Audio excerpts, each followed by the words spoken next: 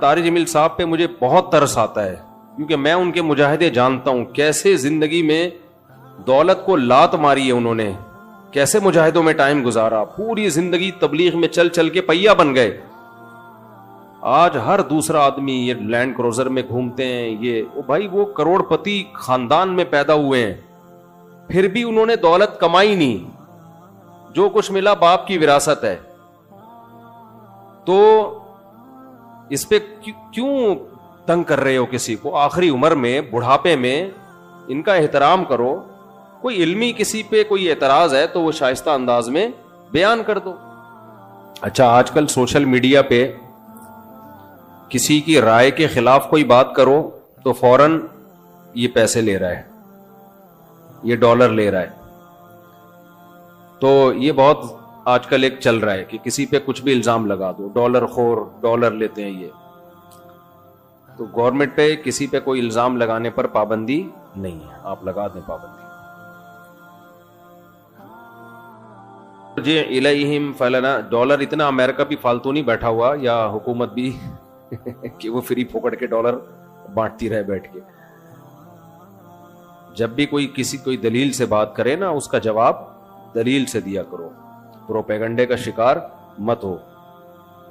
سارے علماء ڈالر خور ہیں، سارے مولانا ہی سرکاری مولانا ہیں، مفتی تقی صاحب بھی، مفتی عبدالرحیم صاحب بھی، فلاں بھی فلاں بھی فلاں بھی. بس یہ 2-4 لوگ آئے ہیں دنیا میں جو کمنٹس کرنے، یہ ہیں نیک. انسان ایک دم نہیں بگڑ جاتا، یہ ذہن میں رکھو. جو بگڑے ہوئے ہوتے ہیں وہ شروع سے ہی بگڑے ہوئے ہوتے ہیں.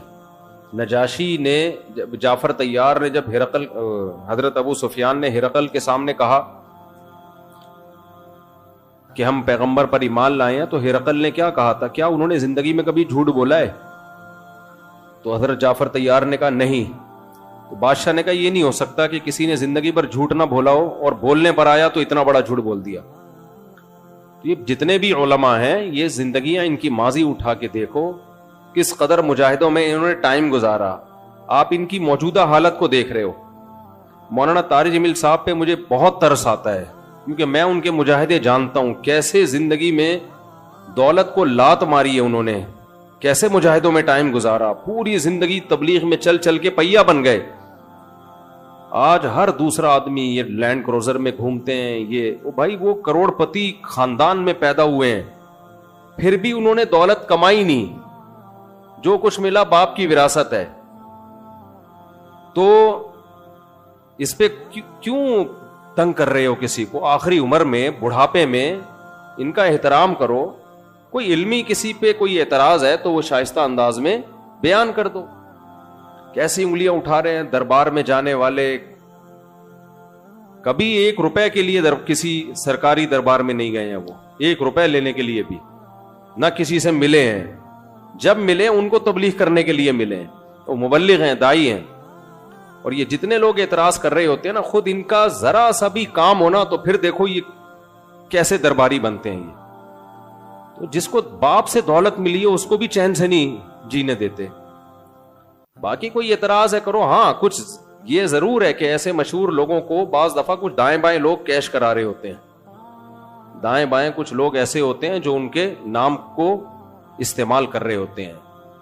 تو وہ ٹھیک کا مطلب یہ نہیں کہ ان کے دائیں بائیں کوئی بھی ہوگا وہ بھی 100% ٹھیک ہی ہوگا.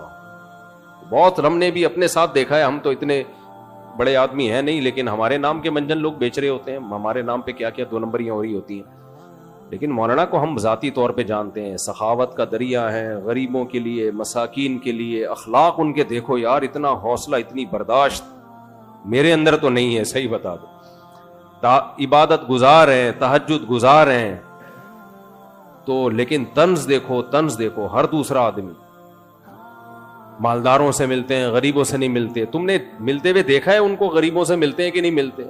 ان کی ویڈیوز آ جاتی ہیں جب دولت مندوں سے مل رہے ہوتے ہیں. ٹماٹر والے سے ملتے ہیں تو کوئی ویڈیو نہیں بنا رہا ہوتا، کیونکہ پروگراموں میں ویڈیوز بنتی ہے نا، ہر جگہ تھوڑی ویڈیو بنتی ہے. ہیجڑوں پہ محنت کریں تو یہ ان کا حوصلہ ہے. کہتے ہیں دیکھو ہیجڑوں کے پیچھے پڑے ہوئے ہیں. یار تم جاؤ 2-4 منٹ کسی ہیجڑے کے ساتھ بیٹھ کے تبلیغ کرو، اس کو تمہیں اندازہ ہو جائے گا. تو بس کر دو منفی باتیں پھیلانا، بس کر دو. اور پتہ ہے یہ منفیت بار بار وہ بھی برا، وہ بھی برا، وہ بھی برا. وہ بھی ایسا سب خراب ہیں یہ صحیح ہیں 4-6 آدمی بس دنیا میں جو کمنٹس کر رہے ہوتے ہیں نیچے. منفی سوچتے رہنے سے نا انسان ڈپریشن کا ڈبہ بنتا ہے اور تھوڑے دنوں میں اپنی موت خود ہی مر جاتا ہے. مثبت سوچنا سیکھو, پازیٹو سوچنا سیکھو. سمجھتے ہو کہاں سے کہاں بات چلی گئی. وہ انٹرویو لیا نا ان سے پوڈ کاسٹ میں کہ آپ تو سادگی کی تعلیم دیتے ہیں اور خود آپ گاڑیوں میں گھومتے ہیں. تو سلیمان علیہ السلام سادگی کی تعلیم دیتے تھے کہ نہیں دیتے تھے, جن کا ہم واقعہ سن رہے ہیں. اور ایسا عرش رکھا ہوا تھا, آگے آ رہا ہے, ایسا تخت لگژری تخت تھا کہ آپ کی سوچ جہاں ختم ہوتی ہے وہاں سے سلیمان علیہ السلام کا تخت شروع ہوتا ہے. تو دولت رکھنا سادگی کے خلاف نہیں ہے. سمجھتے ہو کہ نہیں سمجھتے. ایک صاحب کہنے لگے ایم ٹی جے کی پروڈکٹ کی قیمتیں دیکھو تو ہوش اڑ جاتے ہیں, تو مت خریدو نا, ساتھ والی غریب والی دکان سے خرید لو. بہت زیادہ قیمت پہ بیچ رہے ہیں تو مت خریدو بھائی. اور وہ کون سا دکان پہ بیٹھ کے بیچ رہے ہیں, تو نیچے لوگ ان کا بزنس سنبھالا ہوا ہے, نام ان کا استعمال ہو رہا ہے, اور اگر بیچ رہے ہیں ڈبل ٹرپل کر کے بیچ رہے ہیں تو آپ مت خریدو نا. آپ کا دماغ خراب ہے, وہیں سے لوگے آپ. انہوں نے کہا ہے کہ جو میرے ایم ٹی جے سے جو خوشبو نہیں خریدے وہ دار اسلام سے خارج ہے. مت خریدو یار, آپ بے وقوف ہو. تو پرسنل لائف میں اس طرح سے, جو میں نہیں کہہ رہا وہ فرشتے ہیں ان سے غلطی نہیں ہو سکتی, کوئی علمی لحاظ سے کسی پر کوئی اشکال ہو تو مہذب طریقے سے کیا جا سکتا ہے, وہ ٹھیک ہے. وہ تو اللہ کے پیغمبر کے علاوہ کوئی بھی غلطی سے پاک نہیں ہے. تو بہت افسوس ہوتا ہے, قوم جو ہے نا بہت منفی سوچتی ہے, بہت منفی سوچتی ہے. خیر اچھا بھائی, تو سلیمان علیہ السلام نے فرمایا ارجی الیہم, واپس. وہ ہدیے لے کر آئے تھے نا, اس کا خیال یہ تھا یہ ہدیے دیکھ کے کیا ہو جائے. ہاں میں یہ کہہ رہا تھا کہ جس نے زندگی میں کبھی ڈالر نہ لیے ہوں حکومت سے, اسٹیبلشمنٹ سے, امریکہ میں, وہ کیوں اب ڈالر لے کے غلط بیانی کرے گا. آپ یہ بول دو اس کے بیان پہ ہمیں اعتراض ہے, ہم ان کے بیانیہ سے متفق نہیں ہیں.